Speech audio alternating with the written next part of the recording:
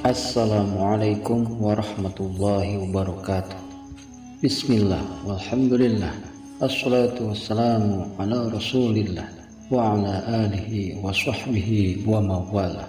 Allahumma salli ala sayyidina Muhammad wa ala ali sayyidina Muhammad. Alhamdulillah, kita bisa berjumpa lagi di channel ini. Doa saya, semoga saudaraku semuanya selalu diberikan kesehatan, dipanjangkan umurnya, diluaskan rezekinya, dan diampuni dosa-dosanya. Amin ya rabbal alamin. Sahabat beriman yang dirahmati Allah, Sallallahu ala Muhammad.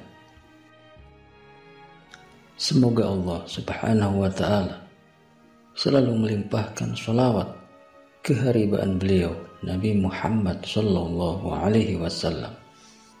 Dijelaskan oleh Al-Imam Asy-Sya'rani, Nabi Muhammad sallallahu alaihi wasallam bersabda, barang siapa membaca sholawat ini, maka sungguh terbuka baginya 70 pintu rahmat, dan Allah subhanahu wa ta'ala letakkan sebuah cinta kasih atau mahabbah pada hati setiap orang untuknya, dan tidak ada orang yang benci kepadanya kecuali orang-orang yang di hatinya terdapat kemunafikan.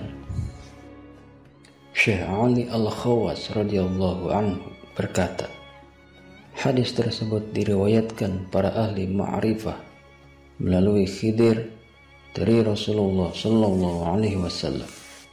Menurut kami, jalur sanadnya sampai pada martabat sahih, sekalipun para ahli hadis menolak jalur periwayatannya lantaran mereka mempertahankan basic dasar keilmuan riwayat mereka.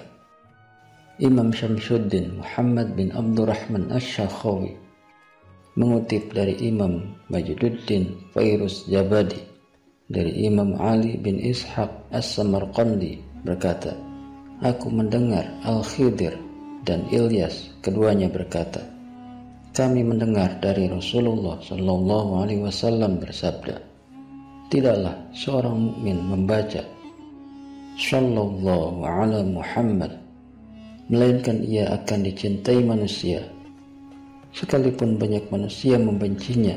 Di satu saat mereka akan Allah kehendaki untuk mencintainya. Dan kami mendengar Rasulullah sallallahu alaihi wasallam di atas mimbar bersabda, siapa yang membaca Sallallahu ala Muhammad akan Allah bukakan baginya 70 pintu rahmat.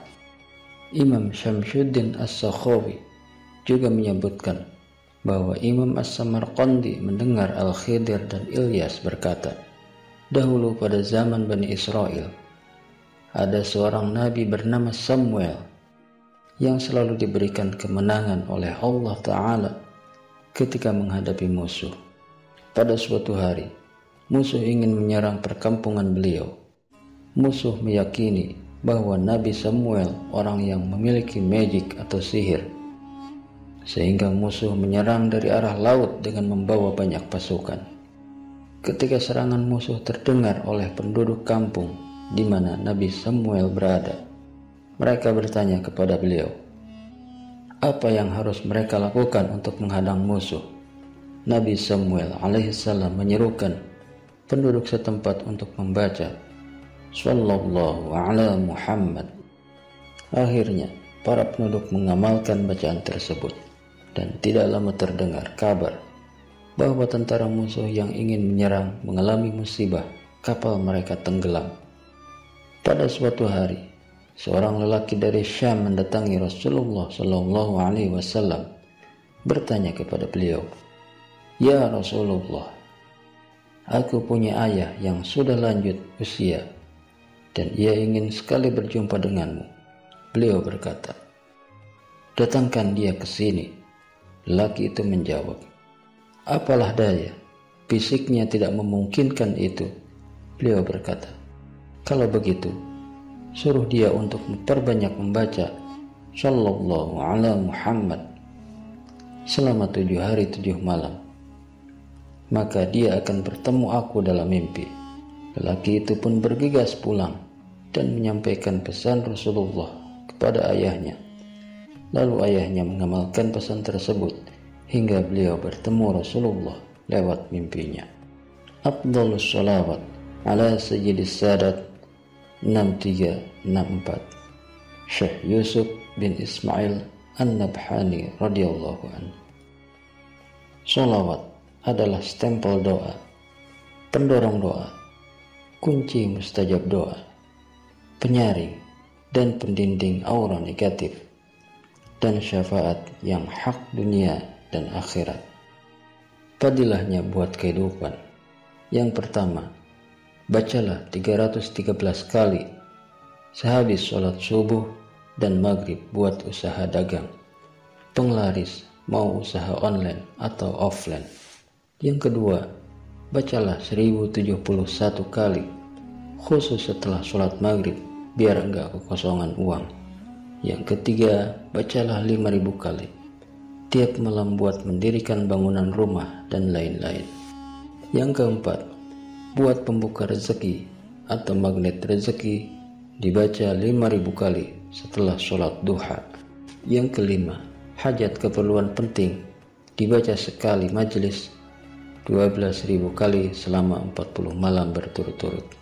Yang keenam, untuk kepentingan butuh uang mendesak dibaca 24 jam harus selesai 124.000 kali. Tidak boleh makan dan minum dan tidur. Yang ketujuh, agar mendapat modal atau dana apabila ada keinginan punya hajat besar, membutuhkan dana yang besar, ingin naik haji, buat hajatan anak, mau sekolahkan anak, belum persiapan biayanya. Misalnya mau ada acara besar, butuh biaya 1 atau 2 bulan lagi.